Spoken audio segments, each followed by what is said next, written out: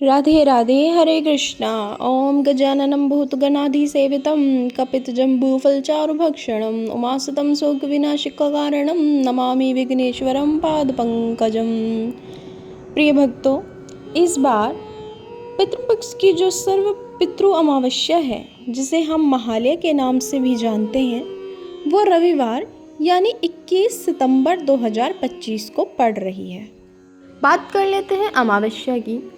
तो देखिए, पितृपक्ष के 16 दिन होते हैं जिनमें तिथि के अनुसार हम श्राद्ध करते हैं, लेकिन जो सर्वपित अमावस्या का दिन होता है वो परिवार के उन मृतक सदस्यों के श्राद्ध के लिए होता है जिनकी मृत्यु अमावस्या तिथि, पूर्णिमा तिथि और चतुर्दशी तिथि को हुई हो।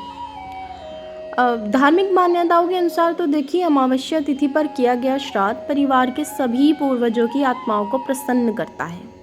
इसीलिए इस दिन सभी पूर्वजों के निमित्त भी श्राद्ध करना चाहिए।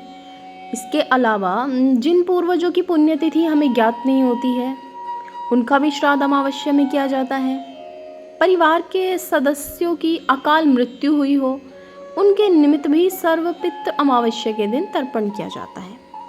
ऐसा करने से पितरों को मोक्ष की प्राप्ति होती है। इसीलिए अमावस्या श्राद्ध को सर्वपितृ मोक्ष अमावस्या भी कहा जाता है।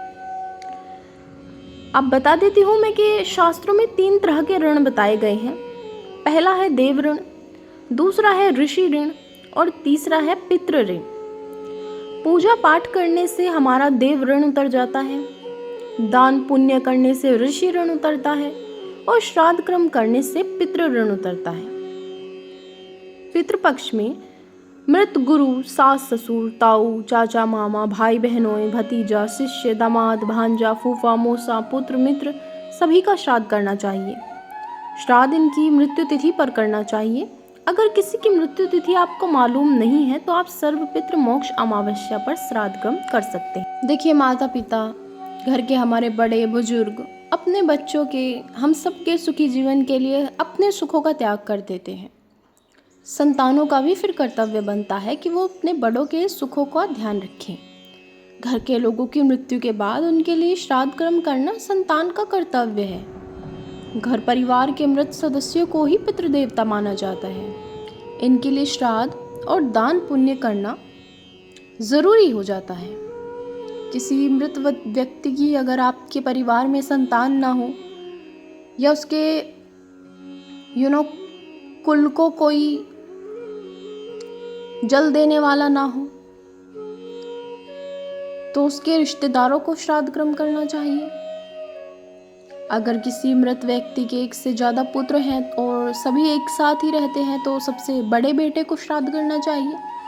अगर बच्चे अलग अलग रहते हैं तो सभी अपने अपने घर में अलग अलग धूप ध्यान कर सकते हैं।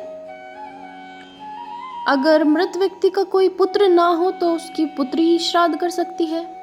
अगर किसी महिला के पति की मृत्यु हो गई है और कोई संतान नहीं है तो वह महिला खुद अपने पति के लिए श्राद्ध कर सकती है। लेकिन श्राद्ध करना जरूरी है।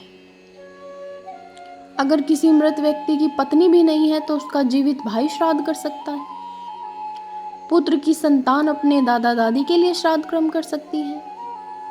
पुरुष अपनी पत्नी का श्राद्ध तभी कर सकता है जब उसकी कोई संतान ना हो।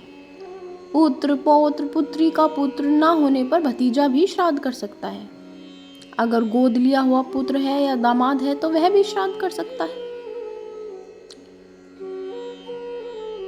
तो भक्तजनों, श्राद्ध कर्म अगर आप लोगों से भूलवश तिथि पर नहीं हुआ तो अमावस्या उसका एक निवारण है कि आप अमावस्या पर अपने पितरों को याद कर सकते हैं, अपने पितरों के लिए श्राद्ध कर्म कर सकते हैं, अपनी भूल चूक के लिए माफ़ी मांग सकते हैं। और देखिए, जो सर्वपितृ अमावस्या है उस पर इस बार सूर्य ग्रहण नहीं लग रहा है, तो इस हिसाब से सूतक भी नहीं लगेगा, इसलिए आप दान पुण्य कर सकते हैं। आपके घर में जो नकारात्मक ऊर्जा, जिसे निगेटिव एनर्जी बोलते हैं, उससे दूर करने के लिए आप हनुमान जी का पूजन करें। अमावस्या के दिन हनुमान मंदिर जाइए, 11, 21, 51 रुपये का अपनी श्रद्धा अनुसार अपने घर के लगाइए हनुमान जी को, और सिंदूर को लगाइए लेके आइए। आप सामने से लगा सकते हैं, फ्रंट बोले, और आप या घर के इनसाइड आप चौखट पे लगा सकते हैं वो सिंदूर, ताकि जो भी नकारात्मक ऊर्जा इस पूरे पितृपक्ष के दौरान आपके आसपास थी वो आपके घर पर हावी ना हो, कुछ भी ऐसा ना हो, सब खुश रहें, सब मंगल में रहें, क्योंकि अमावस्या के अगले दिन ही माँ भगवती का आगमन है। तो नकारात्मक ऊर्जा वैसे भी आपके घर के आसपास नहीं रहती अगर आप पूजा पाठ में ध्यान रखते हैं, क्योंकि माँ भगवती का आगमन होगा।